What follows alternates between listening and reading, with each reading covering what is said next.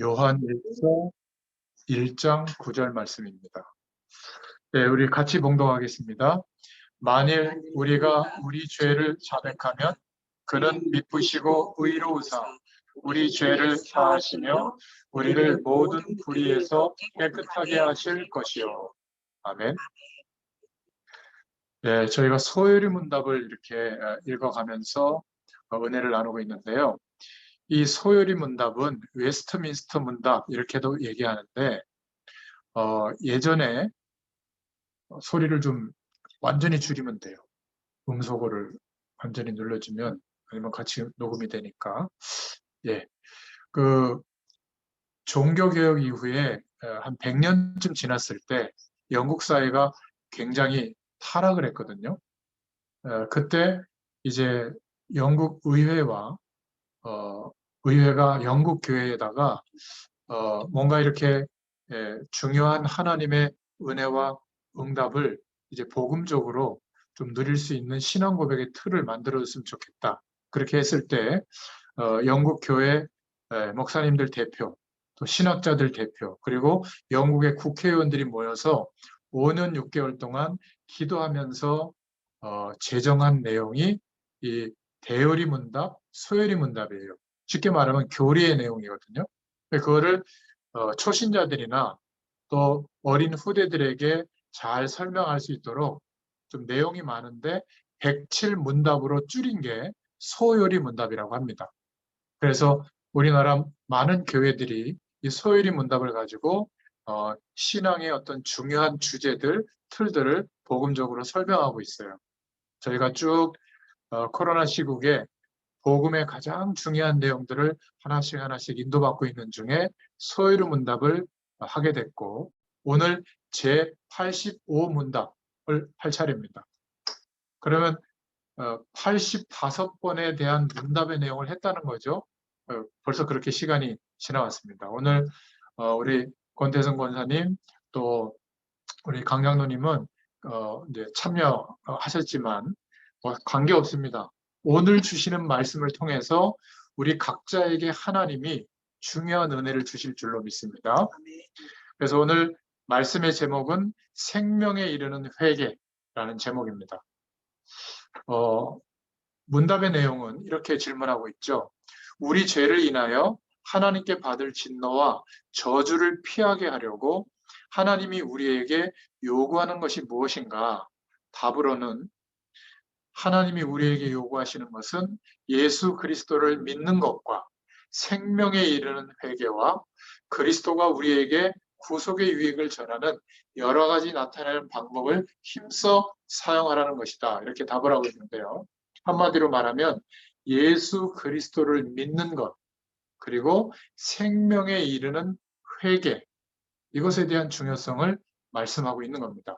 오늘 제가 아주 자세하게 설명을 드릴 텐데 대부분 죄에 대해서 어떻게 생각하느냐에 따라서 하나님의 축복을 내가 믿음으로 막 구하고 막 기도하고 이게 쉽거나 아니면 나는 죄가 아직도 많아. 나는 하나님의 축복을 받을 자격이 안 되는 것 같아. 그래서 하나님은 우리에게 복을 주시고 완벽한 하나님의 축복을 허락하시기를 원하는데 우리 스스로 막 자꾸 피하려고 하는 경향이 있어요. 그래서 꼭 기억하셔야 됩니다.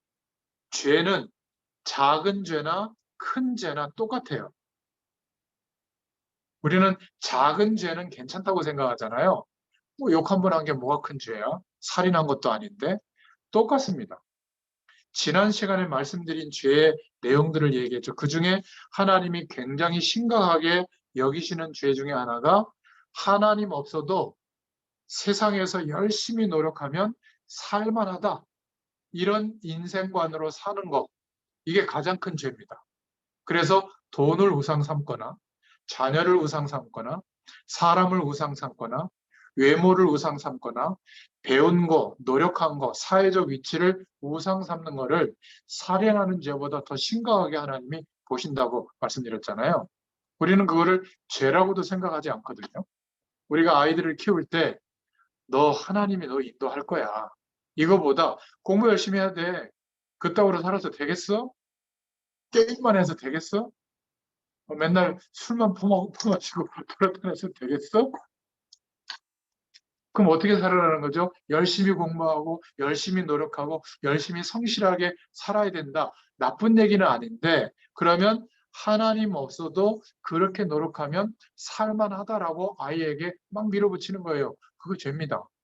아, 그럼 목사님 공부 안 해도 되고 노력 안 해도 되고 성실하게 살지 않아도 됩니까? 그 말이 아니에요. 물을 떠나 있는 물고기는 물 속에 들어가는 게 답이에요. 그죠?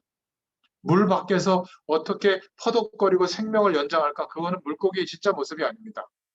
영적 존재인 인간은 영원한 생명의 축복이 누려져야 내가 누구인지 무엇을 위해서 어떻게 살아야 할지를 알게 돼요. 하나님이 그렇게 우리를 창조한 겁니다. 집에서 키우는 반려동물은 강아지는 그냥 등 따뜻하고 배부르고 주인이 사랑해주고 그냥 먹고 살만하면 괜찮아요. 근데 인간은 그렇지 않습니다. 영적 존재이기 때문에 60년, 70년, 80년을 노력했는데도 평안이 없는 이유가 뭐냐면 시간과 공간 안에서 우리가 살잖아요. 그런데 우리에게 일어나는 모든 문제는 영원한 영적인 문제로 시작된 문제거든요. 하나님을 떠나서 출생한 겁니다. 내가 지은 죄가 아니에요. 하나님의 약속을 놓친 아담과 하와 이후에 출생한 모든 인류는 하나님을 만나야 되는데 하나님과 함께하는 축복을 가지고 오늘을 살아야 되는데 이것을 알 수 없는 상태로 태어난 겁니다.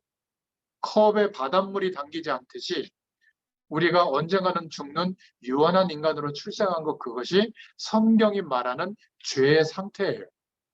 그러니까 나쁜 일을 많이 했다. 그것이 죄가 아니라 성경이 말하는 진짜 죄는 그런 자범죄를 지을 수밖에 없는 상태로 출생한 것. 억울하죠. 나는 그런 죄를 지은 것도 아닌데 출생해 보니까 영원한 생명은 없고 영원한 하나님을 알 수 없는 상태로 출생해서 살아가고 있는 겁니다. 그래서 살아야 되니까 사람들이 다 행복의 기준으로 얘기하는 그것을 쫓아서 살 수밖에 없었던 거죠. 어떤 때는 행복을 느끼기도 하고 어떨 때는 만족이 있기도 하지만 비교적 절망이 많았고 비교적 스트레스가 많았고 비교적 막 화를 낼 만큼 힘든 인생이 계속된 이유는 뭐냐면 하나님과 함께하는 축복이 있어야 되는데 이것이 없이 이렇게 되면 괜찮을 거야 라고만 생각했던 거예요. 근데 어느 날 하나님이 은혜를 주셔서 예수님이 하신 그리스도의 일을 믿게 하시고 예수님을 영접하고 영원한 생명을 얻게 되도록 하나님이 역사해 주신 겁니다. 나는 세상과 죄에 대해서 죽은 적이 한 번도 없는데 하나님은 우리를 예수님과 함께 옛사람은 죽은 존재로 인정해 주신 거예요. 그러니까 살 길이 열린 거죠.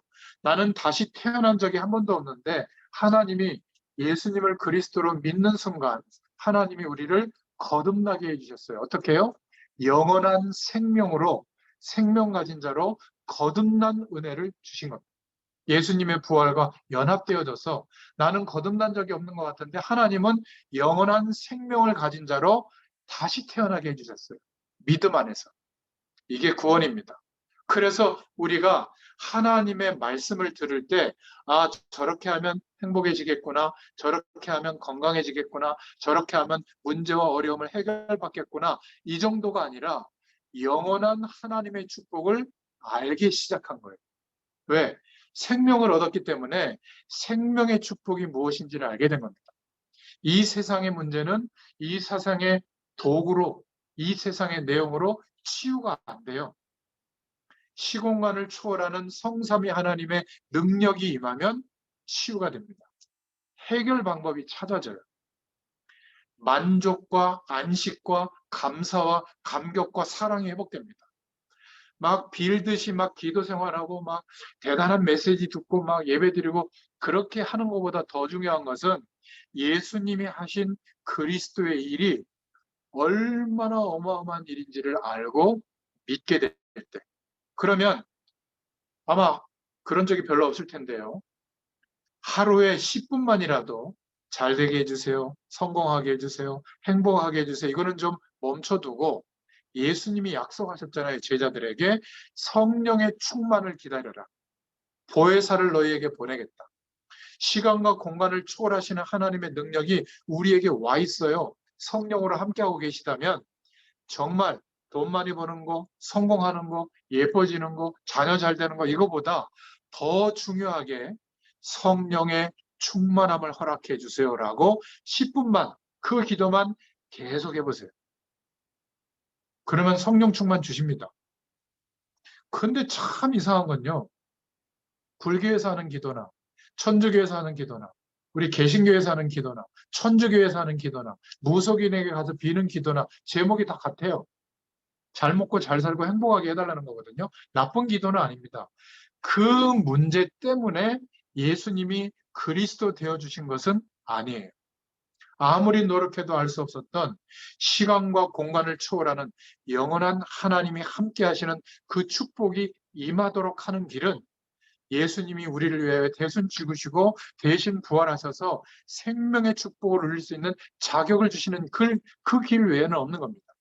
하나님이 아예 인간을 다 쓸어버리고 세상도 다 없애버리고 말씀으로 다시 천지를 창조하는 게 더 쉬워요. 하나님은 창조주시기 때문에. 그런데 천지를 창조하는 것보다 더 어려운 재창조의 방법, 그 하나님의 방법이 아니고는 우리가 구원받을 수가 없거든요. 그래서 말씀이 육신이 되어 영은 하나님이신데 우리가 똑같은 육신의 몸을 입고 예수님이 이 땅에 오신 겁니다. 성자 예수님으로. 그 예수님이 말씀 한마디 하시면 세상은 다 없어질 텐데, 무릎 꿇을 텐데, 생명의 근원 되신 하나님이 성자 예수님으로 오셔서 우리를 구원하시려고 죽음의 길을 받아들이신 겁니다. 완전히 죽으셨죠. 십자가에서. 그 죽음의 길 때문에 우리도 죄와 저주와 사망 권세와 세상 권세에서 해방되는 길이 열린 겁니다. 착하고 바르게 열심히 살아서 하나님의 복이 오는 게 아니라 예수님과 함께 죽은 존재가 됐기 때문에 하나님이 우리에게 책임을 묻지 않는 거예요. 죄에 대해서 영원히 해방받은 겁니다. 할렐루야.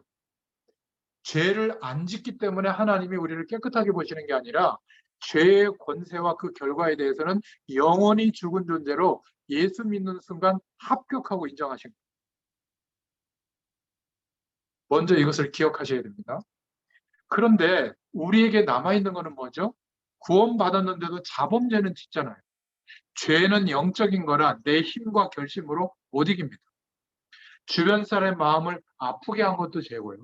하나님보다 더 사랑한 것이 많은 게 있으면 있을수록 그것도 죄입니다. 그러니까 야, 이 정도는 괜찮겠지. 요만한 죄나 살인한 죄나 똑같이 죄의 결과가 오거든요. 죄는 반드시 하나님의 진노가 임합니다. 피할 길이 없어요. 그래서 우리 보고 죄 짓지 말라고 하진 않았어요. 오히려 죄에서 영원히 해방시켜 주셨죠. 예수님의 보혈로, 십자가의 보혈로 우리는 영원한 대속의 축복을 누릴 수 있게 된 겁니다. 간혹 우리가 죄 안 짓는 길이 있다면 몰라도 마음으로 죄를 짓거든요. 그것도 행동으로 짓는 죄와 똑같대요, 예수님. 절대로 피할 수 없기 때문에 하나님이 그리스도를 보내주신 겁니다. 그런데 이렇게 복음적으로 죄에 대한 생각이 정돈되지 않다 보니까 세계 교회, 모든 교회는 목회자와 그 교회 분위기 따라 죄에 대해서 세 가지 이론으로 아직도 헷갈려하고 있습니다. 그 첫 번째 이론이 뭐냐면 복음을 가진 자는 죄에 대해서 모든 것이 끝났다. 여기까지는 오케이예요. 근데 그 뒤에 내용이 문제인 겁니다. 그래서 죄에 대해서는 끝났으니까 죄를 막 지어도 회개할 필요도 없고 심지어 어떤 단체는 좀 죄를 범해도 괜찮다.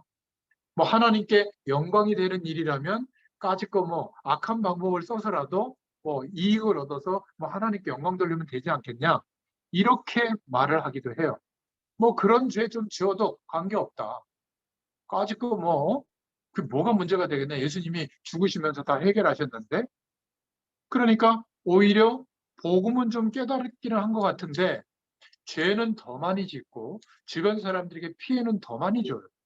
그러면서도 죄책감조차도 없고 회개하려고 하지도 않아요. 뻔뻔해요. 막 이런 거죠. 그러면서 또 주변 사람들이 힘들어하는데도 모르고 나는 오직 예수, 나는 오직 세계복음만 막 전도, 선교 이러고 있어요. 얼마나 꼴보기 싫겠습니까? 마귀도 박수 치겠죠. 그러니까 죄에 대해서 뭔가 편협하게 이상하게 이해한 겁니다. 두 번째 이론은 또 정반대예요. 철저하게 회개해야 된다, 죄는. 요만한 거 하나라도. 여기까지는 좋아요. 죄를 인정하는 거니까. 근데 철저히 회개해야만 구원받는다는 것까지 얘기하는 거예요. 너 아직 죄 해결하지 않았으면, 회개하지 않았으면 아직 구원받은 게 아니야. 그래가지고 어떤 교회나 단체는 모든 성도들이나 사람들 앞에서 막 그 숨기고 싶은 죄 있잖아요. 그걸 다 까발리는 겁니다.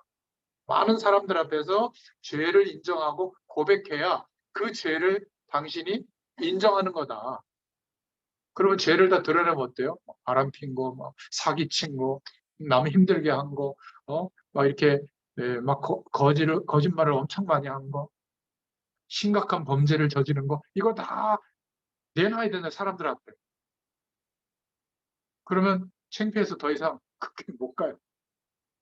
여러분, 사람 앞에 꺼내놓지 마세요. 사람 앞에 판단받을 이유가 없는 겁니다. 하나님 앞에 꺼내놓으세요. 기도하면서. 제가 이따 얘기하겠는데요. 회개는 부담되는 게 아니라 생명의 축복에 이르는 하나님이 주신 축복의 내용이에요. 자, 세 번째 이론이 있는데 그 이론이 뭐냐면 그리스도는 모든 문제를 해결한 게 맞다. 그런데 우리는 늘 잘못하고 죄짓기 때문에 회개해야만 복받는다. 약간 율법적으로 회개를 강조하는 겁니다. 너 그 잘못한 거 회개 안 했기 때문에 하나님이 벌 주는 거야. 이렇게 자꾸 얘기하는 거죠. 어떤 면에서는 일리가 있지만 복음적인 오늘 말씀으로 붙잡아야 될 기도 제목의 내용은 아니에요. 그러니까 지금 세계교회가 많은 성도들이 끝났으니까 회개할 것도 없다. 죄까지 거 마음대로 줘도 괜찮다. 뭐 하나님이 다 끝냈는데 이래서 더 힘든 인생을 살고 있거나 아니면 철저히 회개해라. 사람들 앞에서 다 드러내라. 그렇지 않으면 너는 죄가 깨달은 게 아니다. 일리 있는 것 같지만 굉장히 이상한 거죠. 또 모든 문제를 해결받는 또 죄를 짓냐? 너 하나님이 손본다. 빨리 회개해라. 이렇게 율법적으로 막 지적만 하고 그렇습니다. 아니 왜 예배 안 드리냐? 안 드리고 싶으면 안 드릴 수가 있죠. 누구나 안 드리고 싶어서 예배 안 드리겠습니까? 너 왜 기도 안 하냐? 그거 기도 안 해서 예배 안 드려서 그런 어려움이 온다. 뭐 아주 틀린 말은 아니지만 그건 사실은 복음적인 내용이 아니에요. 하나님께서 지금 오늘 생명에 이르는 회개라는 제목으로 우리에게 말씀을 주시는데 주님께서는 예수 그리스도를 우리에게 허락하시고 그리스도의 일을 통해서 우리의 원죄를 완전히 해결하셨습니다. 예수님과 함께 죽고 예수님과 함께 거듭난 인생이 되게 하셨죠. 더 성경적으로 말하면 모든 죄와 원죄가 해결받지 않아서 세상 배경이 전부인 것처럼 살다가 짓는 모든 죄와 그 허물, 우리의 자범죄까지도 해결하셨어요. 어떻게 해요? 예수님과 함께 죽게 하신 거예요. 내가 착한 행실을 많이 했기 때문에 죄 문제가 해결된 게 아닙니다. 만약 그렇다면 아직도 죄의 진노가 올 거예요. 하나님이 진노하실 겁니다. 그것을 묻지 않고 완전히 죄에 대해서 해방되도록 예수님과 함께 죽게 하신 겁니다. 먼저 예수님이 영원한 대속제물이 되어주신 거죠.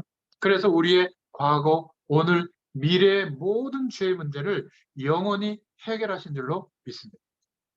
자, 그렇다면 이 죄에 대한 생각과 해결책을 어떻게 정리해서 고민하는 사람들에게 알려주고 후대들에게 가르쳐줘야 될 것인가?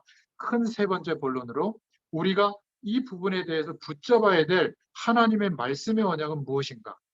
오늘 소요리 문답에서 답을 참 잘 내렸죠.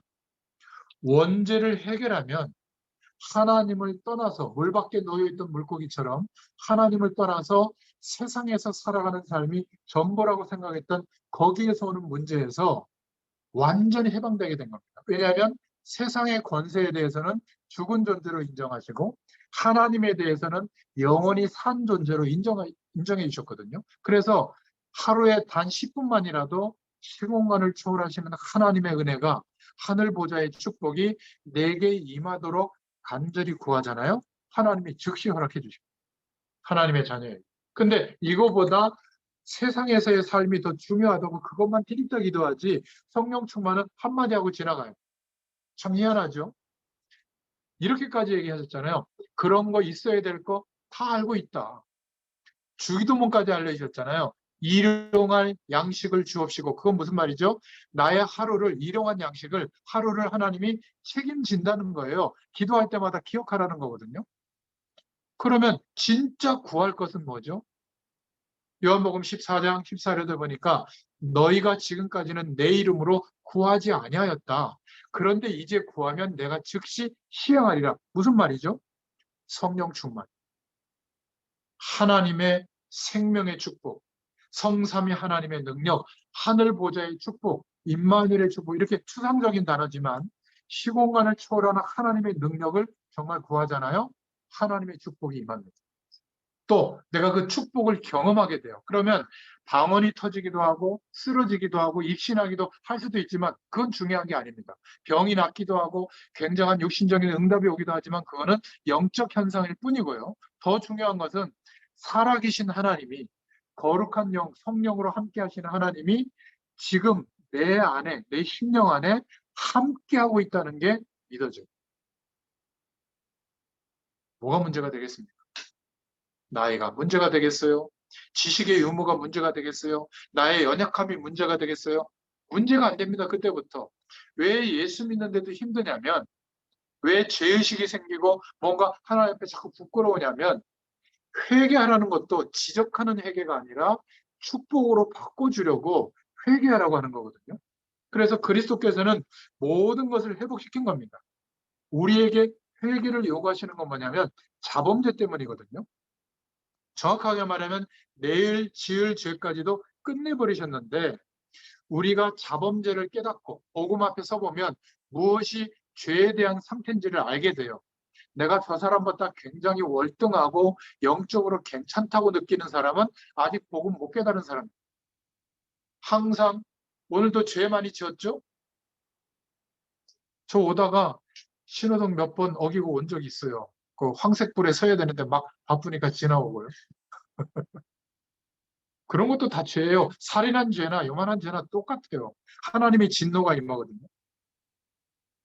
우리가 대속의 은혜를 입었다는 것은 죄에 대해서 두려워하고 막 부끄러워할 게 아니라 죄의 권세가 대단해서 나의 힘으로는 이길 수가 없어서 죄를 허용하고 범했을지라도 복음의 말씀에 비춰보면 그게 드러나거든요. 깨닫게 됩니다. 성령께서 알려주세요. 그러면 하나님 앞에 인정하면 돼요. 하나님 죄송합니다. 이 부분에 대해서 내 힘으로는 이길 수가 없사오니 성령의 능력을 주십시오. 하나님의 능력으로 이길 수 있게 해주십시오라고 구하잖아요. 내 인격과 내 성격과 내 체질로는 안 되는데 성령 하나님이 도와주시면 똑같은 죄의 권세인데 어떤 사람은 이기게 돼요.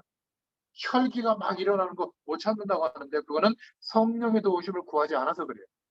성령 하나님은 내 혈기, 성격도 도와주십니다. 그걸 극복할 수 있게 돼요. 어떤 문제도 성령이 도와주시면 해결됩니다. 왜 그렇게 하라고 하는가? 이미 죄를 지적해서 그 벌 받을 거야 이것을 말하는 게 아니라 영원한 하나님의 축복이 누려지고 체험돼야 되는데 어디에 걸려 있게 되죠? 죄를 허용하다 보니까 작은 죄, 큰 죄 이걸 허용하다 보니까 죄가 있는 곳에 성령의 역사하심이 동시에 있을 수가 없어요. 그래서 회개하라는 겁니다. 죄를 빨리 인정하고 성령의 도우심을 구하면 죄에 대해서는 묻지 않으세요. 왜? 죄에 대해서는 죽은 존재로 이미 그리스도를 통해서 역사해 주셨으니까. 그 죄를 빨리 털어버리라는 겁니다. 하나님 앞에. 그러니까 부끄럽고 죄송스럽고 막 너무 나쁘게 생각하지 말고 깨달아진다면 사람 앞에 얘기하지 말고 하나님 앞에 인정하시면 돼요. 그러면 하나님은 능력으로 역사해 주세요. 오히려 내가 가로막혔던 하나님의 축복이 이제는 구할 때마다 능력으로 나타나게 되어 있습니다.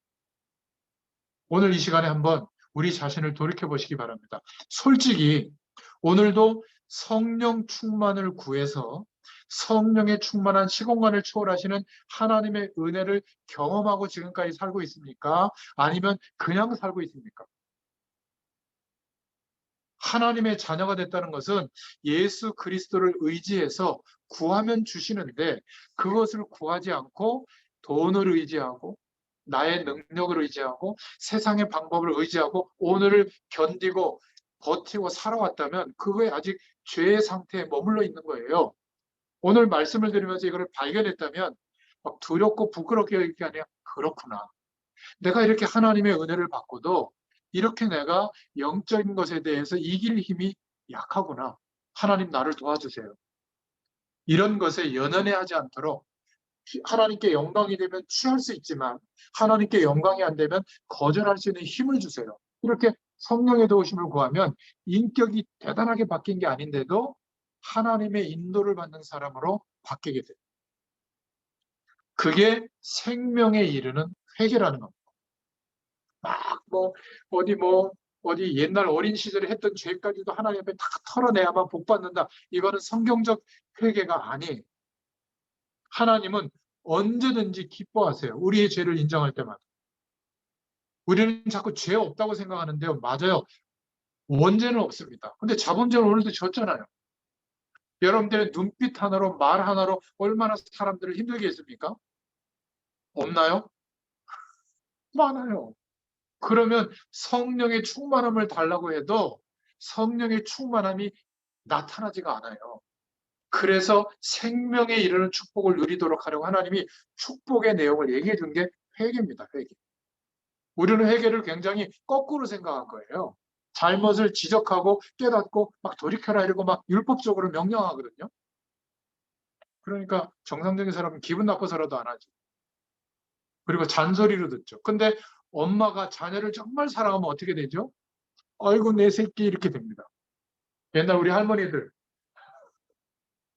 아들내미 막 돈 팔아가지고 대학 보내고 막 집 팔아가지고 어디 사업자금 되는데 쫄딱 망해도 집에 오면 그 엄마 어때요? 예전에 할머니들 아이고 내 새끼 막 있는 거 없는 것도 해가지고 또 못해줘서 안달이죠. 아이의 잘잘못 눈에도 안 들어오나 봐요. 근데 딸은 어떻게 하죠? 공부도 안 가르쳐주고 그냥 막 던져놓잖아요. 요즘 그랬다간 큰일 나죠. 그게 무조건적인 사랑이에요. 여러분 하나님은 우리를 그리스도라고 하는 축복을 허락해 주신 겁니다. 재창조의 방법으로 하나님의 모든 것을 동원해서 영원한 하나님의 축복을 누릴 자격을 우리에게 주신 거예요. 그런데 기대하지를 않네요. 회개하는 축복을 줬는데도 회개하지를 않네요. 죄를 그렇게 범해놓고도 인정하지를 않네요. 그러고는 복 달라고 하네요. 나 같으면 진짜 더 고통을 줄 텐데 어쩔 때 복도 주시잖아요. 육신적인 복도 막 간증할 만큼. 근데 또 거기에 매몰되어 있는 겁니다. 그건 아무것도 아니에요. 시공간을 초월하시는 하나님의 은혜가 임하잖아요. 절대적 만족, 절대적 안식이 와요. 죽음조차도 나의 인생을 흔들리지 않을 만큼 그 은혜와 축복이 임하는 것이 정상이에요. 대단한 게 아니라 정상이에요. 예수 믿는 우리에게. 이것을 한 번도 맛보지 못했기 때문에 교회 가서 시험 드는 겁니다. 사람들 때문에 스트레스 받는 겁니다. 나를 나쁜 놈이라고 해도 예 맞아요. 죄인 아닙니까? 죄인? 근데 왜 네가 나한테 죄인이라고 하는 거는 듣기 싫어해요? 죄인인데 복음 앞에서 깨닫게 해주는 소리라면 내가 설사 그 죄를 짓지 않더라도 하나님이 알게 하시는구나. 너는 죄인이라는 거. 그러나 그리스도의 의가 임해서 하나님의 모든 축복을 누릴 자격을 얻은 하나님의 사랑과 긍휼을 입은 사람이 바로 나구나. 그러면 스트레스 받을 거 하나도 없습니다. 저한테 한번 뭐라고 그래 보세요. 그럼 제가 잘못했다고 합니다. 잘못 안 해도 혹시 내가 그랬나 싶으면서 저 상처 하나도 안 받습니다. 그리고 복음 붙잡고 하나님 바라보잖아요. 그럼 하나님 뭐라고 그러는 줄 아세요? 너 죄 없어. 끝났어. 너는 생명의 축복을 누릴 자야. 나를 바라봐. 또 바라보면 또 가득하게 시공간을 초월하는 은혜를 더 주세요. 연약할수록. 여러분 만약 수준의 돈이 1조가 있다. 1조. 이 시간 이렇게 여기 안 앉아 있을 거예요. 저 어디 하와이나 어디 가 계시겠죠. 그죠? 누가 힘들다 그러면 그래 까짓거만 1,000만 원. 돈 10,000원 주듯이 아마 쓸 겁니다. 애들 공부 못한다? 걱정하지 마. 까짓거 내가 빌딩 몇 채 사줄게. 아예 대학교를 하나 차려줄게. 이럴지도 몰라요. 제가 지금 육신적으로 지금 설명하는 겁니다. 시공간을 초월하시는 하나님의 은혜와 축복이 경험된 사람은 이 땅을 사는 동안에 어떤 것도 스트레스의 대상이 안 돼요. 그래서 사람을 용서하고 수용하고 믿어주고 도와줄 수 있는 사람이 되는 것이 전도자거든. 말로만 전도 하는데 오히려 상대방을 영적으로 무시하고 깔아뭉개고 막 지적하고 절대 복음이 안 들어갑니다. 한 명의 제자도 없을 거예요. 이렇게 엄마와 딸이 같이 예배를 드린다? 불가능해요. 왜? 살면서 그 기준으로 부딪혔거든요. 너 주일 예배 안 드려서 그래. 너 새벽 기도 안 해서 그래. 너 11조 생활 안 해서 그래. 맞는 말인데 진짜 얘기는 못 해준 거예요. 너 시공간을 초월하는 하나님의 은혜와 능력을 정말 기대하고 바라보면 하나님이 허락하시는데 그런 적 없지 않니? 엄마는 지금 그 축복을 경험하고 있다. 이 얘기를 해줘야 되는데 엄마도 똑같이 경험 못하면서 그 행동으로 어떤 노력으로 해결하려고 하는 거예요. 그러니까 10년, 20년 신앙생활에도 자기 주변에 사랑의 대상이 없는 거예요. 다 공격 대상인 거예요. 지적 대상인 거예요. 근데 하나님이 우리를 판단하면 어떻게 되죠? 오늘 구원의 축복을 못 드리는 거예요. 우리는 성공하기 위해서 하루를 사는 게 아니라 오늘을 허락하신 오늘의 삶 속에 시공간을 초월하시는 하나님의 능력이 임해 있거든요. 오늘을 견디면서 하나님의 축복을 발견하기 위해서 사는 거예요. 잘 되고 성공하기 위해서 사는 게 아니라. 여러분 성공한 사람 보셨잖아요. 그게 인생이 답이라 하나님 우리 보고 성공하라고 말씀을 남겼을 거예요. 성경은 그런 적이 한 번도 없습니다. 성령의 충만함을 구해라. 땅끝까지 내가 하늘과 땅의 권세를 가지고 너희와 항상 함께 하겠다. 이거 구하라는 겁니다. 그래서 원죄가 해결되면 모든 재앙은 해결된 겁니다. 그런데 왜 힘들죠? 자범죄 때문이에요. 터무니없는 죄를 범하는 경우가 너무나 많아요. 하나님이 안 계신 것처럼 판단하고 결정하고 해석하다가 오는 어려움 때문에 또 고통스러워하고 사실 고통을 줬다는 것은 하나님이 허락한 거거든요. 네 힘으로 안 되지. 세상에 어떤 방법으로 안 되지. 이제 내가 약속한 말씀을 좀 붙잡아라. 성령의 충만함을 정말 바라고 기도해라 제발. 그럼 내가 쉬운 걸 초월하는 이 엄청난 은혜와 축복을 줄게. 그런데도 안 해요. 뭘 기도하죠? 하나님 빨리 이 문제 해결해 주세요. 여기에서 머무는 거예요. 그 뒤에 기도를 해야 되는데. 예수님이 승천하시면서 제자들에게 부탁했잖아요. 나보다 너희들이 나를 만나는 것보다 더 중요한 축복을 약속하겠다. 보혜사 성령을 보내겠다. 이제 그 축복을 10일 동안 아무것도 하지 말고 좀 제발 성령의 충만을 기다려라. 아무것도 하지 말고 초대교회 성도들은 10일 동안 성령의 충만을 구한 겁니다. 우리는 하루 종일 성령의 충만을 구한 적 한 번도 없죠. 살아오면서. 만약에 그런 분이 계시다면 지금도 성령 충만한 역사가 초대교회처럼 나타날 거예요. 저는 하루에 1시간 이상씩 그 기도하거든요. 정말 간절하게 저의 능력으로는 안 됩니다. 오늘 제가 말씀 들고 가서 준비한 이 메시지를 전달한들 사람들에게 무슨 영향이 있겠습니까? 하나님 성령으로 충만하게 역사해 주옵소서. 말씀을 전하는 저의 입술이나 말씀을 듣는 사람들의 귀나 심령을 하나님이 주장하여 주옵소서. 저는 이거를 믿거든요. 신기한 것은요. 어느 날은 제가 너무 피곤해서 또 말씀 준비도 안 돼가지고 횡설수설하고 올 때가 있어요. 어떨 때는 지금처럼 막 거품 물고 막 굉장히 열심히 말씀을 설명할 때가 있어요. 근데 신기한 거는요. 졸고 있어요. 말씀 잘 준비해서 전했는데. 신기하지 않습니까? 근데 어떤 때는 제가 무슨 말 했는지도 모르고 그냥 뭐 서론 본론도 별로 없이 두서없이 얘기하고 왔는데 전화 왔어요. 목사님. 제 인생의 답을 얻었습니다. 누가 하신 거예요? 성령님께서 하신 거예요. 제가 이거를 처음에는 놓치고 있었어요. 제가 열심히 준비해서 열심히 도우면 하나님이 그 막 열심히 하는 것 때문에 변화시켜야 된다고 생각하는데 그게 아니에요. 성령께서 역사하시기 때문에 심령의 변화가 일어나는 거란 말이에요. 30년 신앙생활 한 사람이나 오늘 예수 믿은 사람이나 똑같이 하나님을 의지하고 바라보잖아요. 더 큰 역사를 주십니다. 그 역사가 뭐죠? 육신의 증거가 아니에요. 그것은 필요하면 허락하십니다. 시공간을 초월하는 하나님의 능력이 내 말로는 설명할 수 없는데 경험하게 되면 인생이 바뀝니다. 제가 오늘 어저께 정재현 집사님이라고 이분이 은혜 받은 이야기를 주변에 이렇게 자녀들에게 이 말씀 심부름하고 있는데 어떤 자녀가 좀 영적으로 약간 힘든 부분이 있어서 말씀 심부름하는 중에 복음 얘기를 한 겁니다. 근데 초등학생이 복음을 깨닫게 된 거예요. 그리고 하나님이 나와 함께 한다는 게 믿어지게 된 겁니다. 당장 무슨 질문을 한 줄 아세요? 그러면 선생님 왜 공부해야죠?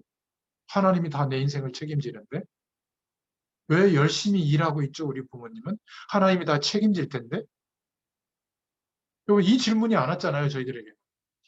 정말 하나님이 책임진다면 나는 왜 돈을 벌어야 될까? 이게 목적이 바뀌는 겁니다.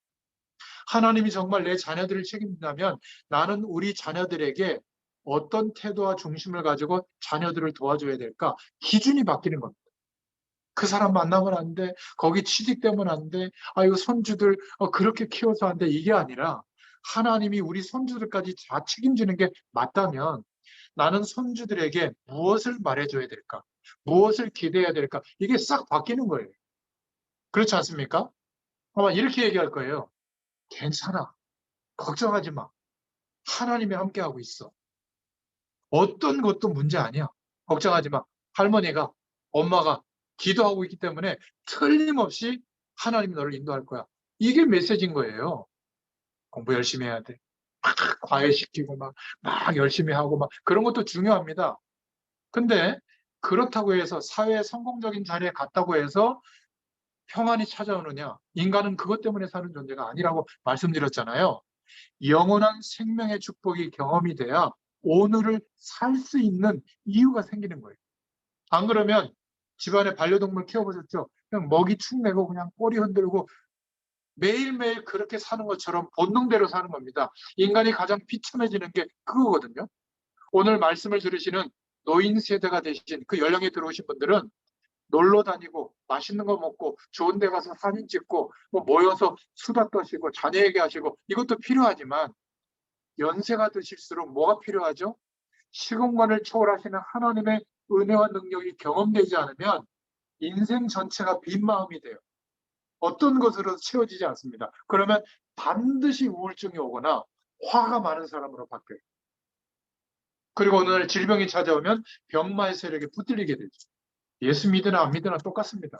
그런데 회개를 생명의 축복을 누릴 수 있도록 하나님이 나에게 매일 기회를 주시는구나. 그래서 죄에 대한 부분을 인정을 하고요.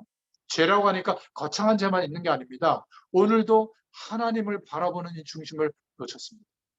알잖아요. 그러면 하나님, 성령님께서 도와주셔서 하나님을 바라보면서 이 영원한 축복을 깨닫고 누리게 하여 주옵소서. 그러면 즉시 그 은혜를 주세요. 그게 생명에 이르는 회개인 줄로 믿습니다. 원죄에 빠져도 아니죠. 원죄는 영원히 해결된 죄고요.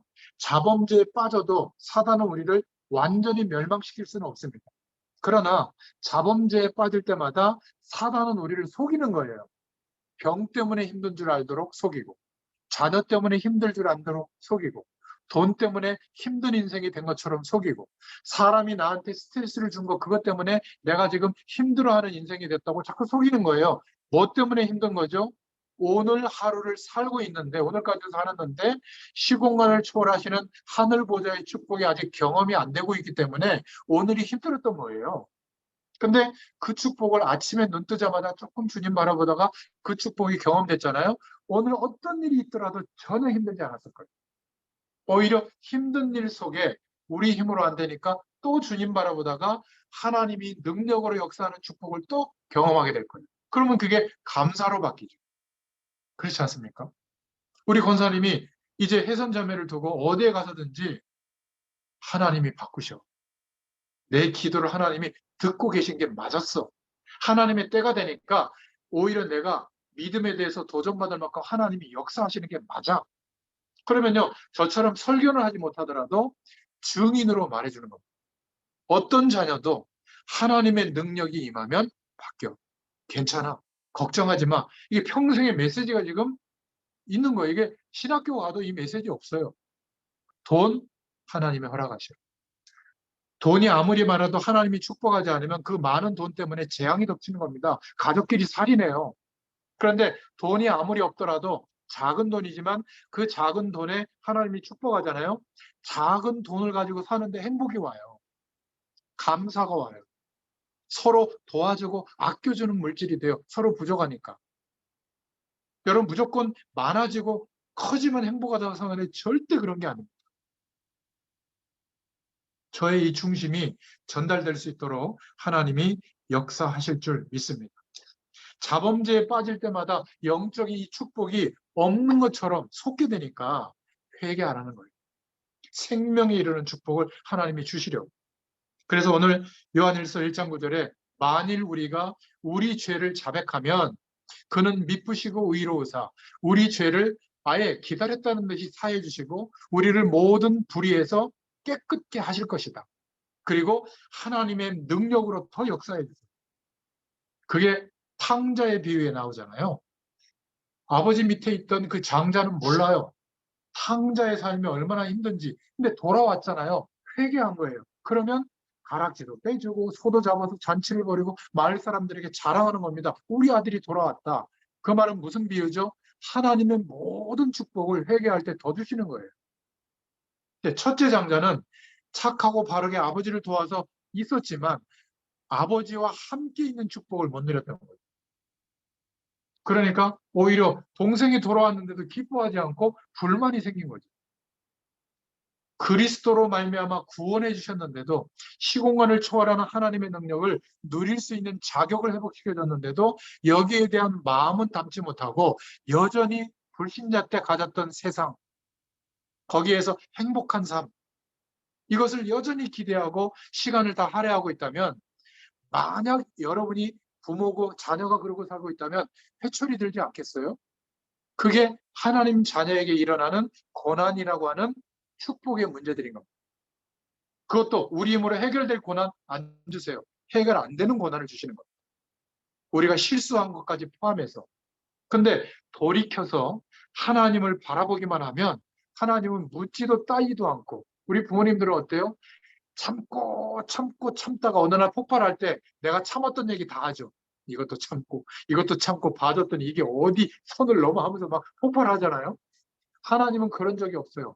과거 이미 대속의 은혜로 끝내버리시고 찾지도 않고 묻지도 않고 하나님 앞에 인정하기만 하면 생명에 이르는 축복을 즉시 허락해 주십니다. 회개할 거예요, 안 할 거예요? 회개하셔야죠. 죄가 역사하는 곳에 성령의 역사가 나타난 적이 없다니까. 그러면 매일 그리스도를 붙잡는 게 회개예요. 매일 시공간을 초월하는 약속하신 하나님의 축복을 기대하고 구하는 게 회개예요. 다른 것은 구하지 못해도 알고 계시기 때문에 때를 따라 점차적으로 해결해 주십니다. 우리는 원죄를 회개하는 게 아닙니다. 원죄는 끝난 거예요. 회개하지 않으셔도 돼요. 원죄는 이미 끝난 거예요. 자범죄를 회개하면 하나님은 용서하시고 하나님의 뜻을 돌이키십니다. 근데 어떤 교회는, 어떤 단체는 구원받았는데 또 범죄한다? 그거는 구원 못 받은 거다. 구원파들이 이렇게 얘기하거든요. 그건 성경적인 생각이 아니에요. 죄의 권세가 영적인 건데 내 육신의 힘으로 죄의 권세를 이길 수 있다고 생각하거든요. 그런 사람들이 바리새인인 겁니다. 나는 깨끗하다.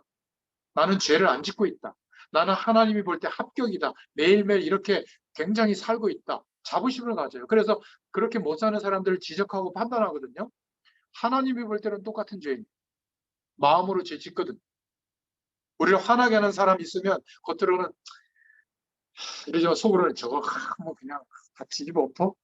똑같이 싸운 거라고 똑같고요. 죽인 거라고 똑같아요. 벗어날 사람이 한 명도 없는 겁니다. 목회자인 저도 똑같아요. 안 그런다고 생각하는 것은 위선이에요, 위선. 목사님들은 하나님하고 자꾸 비슷하게 성도들이 여기도록 포장하거든요. 속지 마시길 바랍니다. 나중에 그 진문명을 봤을 때 시험 들어요. 인간은 다 똑같습니다. 죄의 권세에서 벗어날 수 있는 사람이 한 명도 없어요. 차이는 뭐냐? 인정하는 거예요, 하나님께. 연약하다는 거. 그리고 성령의 도우심을 빨리빨리 구하는 게 다른 거예요. 믿음 있는 사람과 없는 사람의 차이는 그거 하나입니다. 또 넘어지는데 그것까지도 아시고 회개 안 하는 거예요. 인정하고. 그러면 생명에 이르는 축복으로 역사하시고 용서하신다는 거예요. 얼마나 감사해요. 그런데 회개를 두려워하더라고요. 아니요, 그건 기쁨이에요. 깨닫게 해주신 게 은혜죠. 예수 그리스도를 믿는 것과 생명에 이르는 회개의 방법을 우리에게 주셨다라고 1800년경에 영국의 믿음의 선배들이 이 답을 찾아서 신앙교육을 하고 있었던 겁니다. 오늘 우리가 다시 그 기도 제목을 붙잡게 된 거죠. 그래서 사도 바울은 로마서 7장 24절부터 25절에 이런 엄청난 축복을 받아놓고도 왜 나는 자꾸만 범죄하는가? 바울이 했던 고백이에요. 왜 나는 선을 행하려고 하는데 내 안에서 자꾸 악이 나오는가? 내게 두 사람이 있구나. 그러면서 바울은 뭐라고 얘기하죠 하십니까? 나는 깨끗하다, 괜찮다, 대단하다 이렇게 생각하지 않고 그리스도를 주신 하나님께 감사한다. 나는 매일 죽노라. 아직 나는 얻었다고 생각하지 않고 그리스도를 향하여 표대를 향하여 아직도 달려가고 있다. 여러분, 저와 여러분도 끝까지 하나님 앞에 설 때까지 끝났다가 아니라 자범죄는 끝났지만 원죄는 끝났지만 자범죄는 늘 연약해서 짓고 있기 때문에 끝까지 우리는 그리스도가 필요한 사람이 되시기를 축원드립니다. 구원받을 때만 필요한 게 아니라 매일매일 필요해요. 그러면 성령의 충만함을 구하게 되어 있습니다. 우리는 구원받아 놓고도 실컷 은혜를 경험하고도 또 흔들리는 존재예요. 그래서 우리는 그리스도의 십자가의 보혈을 의지해서 하나님 앞에 우리가 깨닫게 해주신 하나님이 깨닫게 해주신 그 죄를 인정하고 하나님의 도우심을 구하면 하나님은 더 능력으로 역사해 주실 줄로 믿습니다. 율법적으로 넘어지면 헤어날 길이 없는 겁니다. 내가 엄청난 더 나쁜 사람이다. 아니에요. 다 똑같아요. 정도의 차이가 우리가 볼 때는 있는 것 같지만 하나님이 말씀하시는 죄라고 하는 이 권세로 보면 한 사람도 빠져나갈 사람이 없어요. 그래서 우리가 누구를 판단하고 정죄할 때 조심하셔야 되는 겁니다. 혹시 판단해 줘야 될 때는 겸손하게 내가 저 사람보다 낫다는 위치에서 판단하는 게 아니라 혹시 알고 계세요? 이런 문제가 있는 것 같아요. 당신은 나보다 훨씬 나은데 이 부분만 고치도록 하나님께 기도하면 하나님이 도와주실 거예요. 이래야지 너 나빠. 그따위로 살아도 되겠어. 반대는 나는 그따위로 안 살고 대단하게 잘 살고 있다는 말이거든요.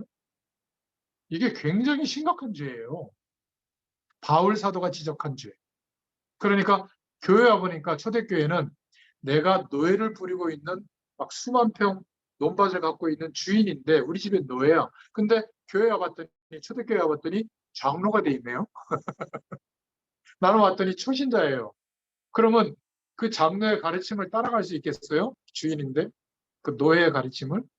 그래서 주 안에서 상전된 자들아 세종로의 모습으로 겸손하게 섬겨라. 주 안에서 낮아진 자들아 믿음의 권속들에게 순종해라. 이렇게 교회에 대한 신앙생활도 말씀하고 있는 겁니다. 안 그러면요 직분자들에게 우리가 순종하고 따라가는 게 죽어도 안 돼요. 자존심이 있는데 그게 되겠습니까? 특히 저처럼 아예 모자라다고 생각하면 괜찮은데 내가 사회적 지위도 있고 인생의 경험도 있고 나이도 많고 얼굴도 더 예쁘고 잘생겼는데 우리 아들은 더 잘 나가고 그런데 내가 네 말을 들어야 되겠냐? 권사님, 집사님, 장로님도 없어요. 야, 너로 이렇게 언어가 바뀌는 것은 사단에게 완전히 장악당한 거예요. 회개하시기 바랍니다.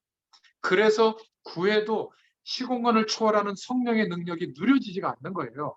빨리 인정하면 생명에 이르는 회개로 하나님이 받으시고 축복하실 줄로 믿습니다. 깨달을 때마다 하나님은 용서하시고 뜻을 돌이키십니다. 그래서 진실과 사실이 중요한 게 아닙니다. 보수면 어떻고 진범은 어때요? 그게 인생의 답이 되는 게 아닙니다. 사실과 진실 앞에서 복음을 붙잡아야 돼요. 모든 사람에게는 답이 없다. 세상에는 답이 없다. 훌륭하고 좋은 것이지만 나의 생명의 축복을 누릴 이 자격을 주는 것은 아무것도 없다. 예수 그리스도의 능력이어야 한다. 시공간을 초월하시는 하나님의 은혜가 경험되면 바뀐다. 이때 현장의 흑암 세력이 꺾이는 거예요. 우리 가정의 흑암 세력이 꺾이고 우리 지역의 흑암 세력이 꺾이고 여러분 성도들끼리의 만남도 흑암 세력이 역사하거든요. 흑암 세력이 그때 꺾이는 거예요.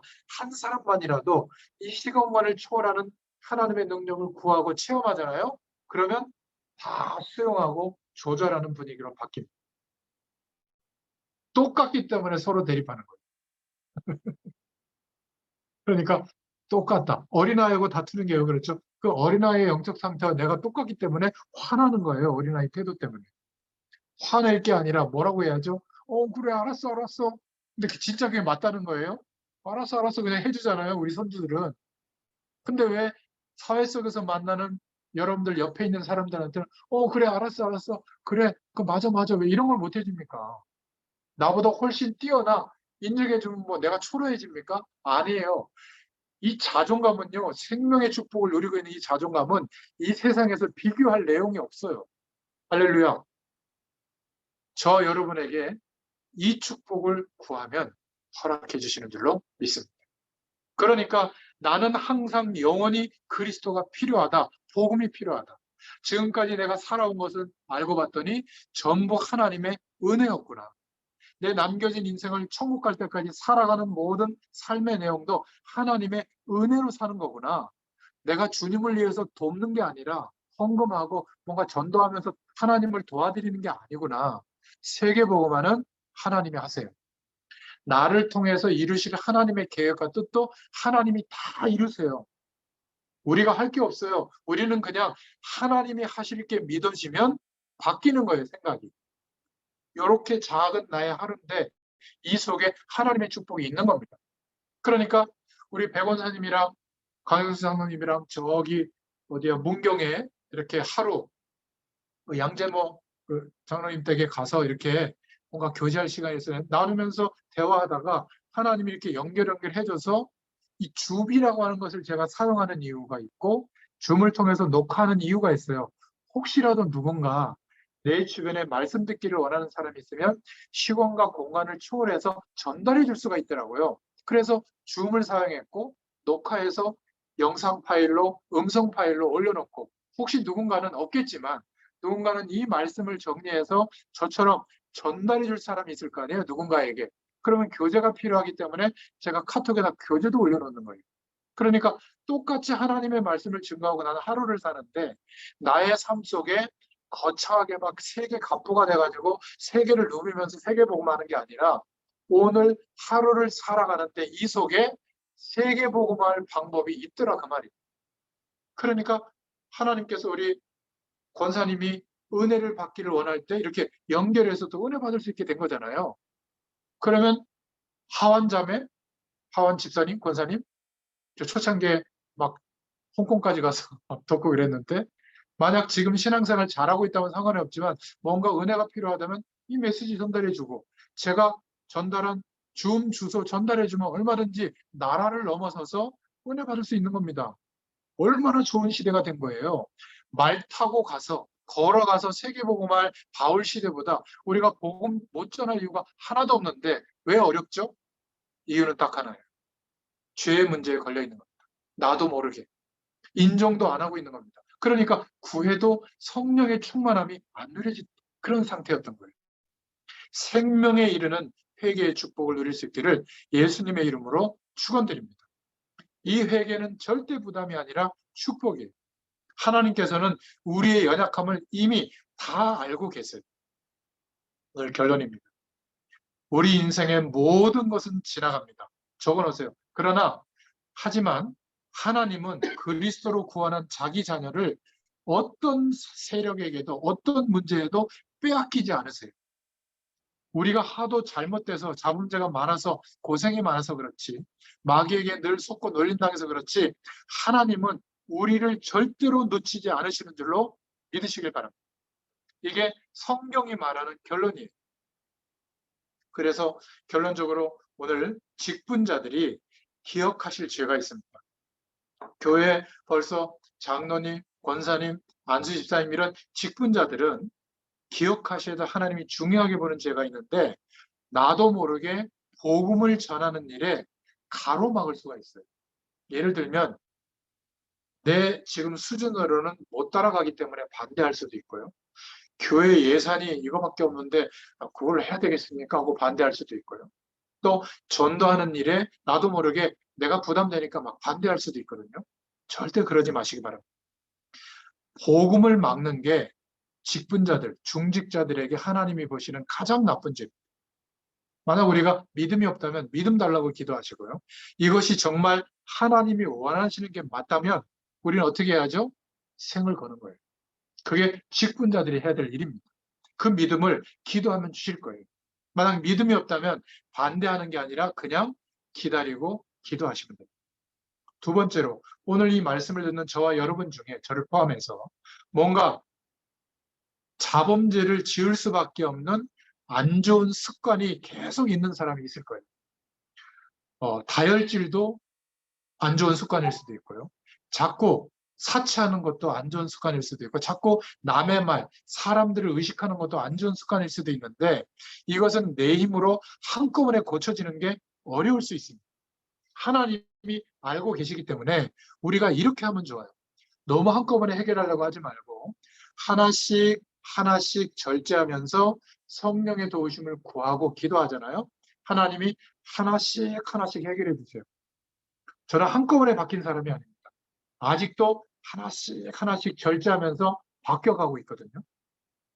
왜냐하면 이 악한 습관은 한꺼번에 온 게 아니라 인생을 살아온 시간만큼 악한 습관으로 정착된 거잖아요. 쉽게 안 바뀌는 겁니다. 아니, 남의 말 막 하는 사람이 어떻게 쉽게 바뀌겠어요? 사치한 사람이 어떻게 사치를 안 하는데 살 수 있겠습니까? 불가능해요. 근데 너무 거창하게 하지 말고 하나씩 하나님께 구하잖아요. 하나님이 도와주십니다. 그러다 보면 어느 날 다 시시해지게 됩니다. 필요한데 해도 되고 안 해도 되는 상태로 바뀌게 돼요. 하나님이 성령의 충만한 은혜로 어느 날 완전히 치유될 줄로 믿습니다. 세 번째로 우리 중에는 어떤 사람이 있냐면 이미 악한 습관뿐만이 아니라 시달리는 상태까지 와 있는 사람이 있어요. 그냥 남을 힘든 게 아니라 옆에 있기만 하면 막 찔러대는 사람이 있고요. 또 기회만 생기면 사기치고 막 돈 떼먹고 말이지.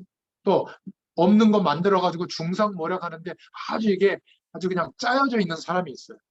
근데 본인만 모르고 주변 사람들은 다 알거든요. 그래서 아주 싫어하고 만나기 싫어하는데 본인은 하나님이 축복했다고 생각하고 본인은 영적으로 굉장히 대단한 사람이라고 생각하는 사람이 많아요. 이 사람이 영적 문제가 와 있는데 그렇게 생각하지 않고 오직 예수, 오직 전도 이러면 어떻게 될까요? 전도문 다 막히는 거예요. 근데 본인만 몰라요. 말해줘도 화내요, 오히려. 그 영적 문제가 와 있기 때문에 해결 방법이 없어요. 딱 하나 외에는. 스스로 하나님의 말씀을 붙잡고 깊이 하나님을 바라보는 시간을 꼭 가져야 됩니다. 하루에 한 번 이상. 복음 안으로 깊이 들어가면 시공간을 초월하시는 성령의 능력이 임하거든요. 그때부터 하나씩 하나씩 내려놔지게 돼요. 본인도 깨닫게 돼요. 영적 문제가 아무리 많아도 걱정하지 말고 다른 말 듣지 마시기 바랍니다. 그 은혜를 체험하다 보면 방언이 터질 수도 있고요. 그 은혜를 체험하다 보면 뭔가 내가 입신하는 것처럼 막 쓰러지는 상태가 올 수도 있고 그 기도 속으로 하루에 한 번 깊이 들어가다 보면 병이 낫기도 하고 이것은 다 영적인 현상이거든요. 시공간을 초월하는 하나님의 능력과는 굉장히 결이 다른 겁니다.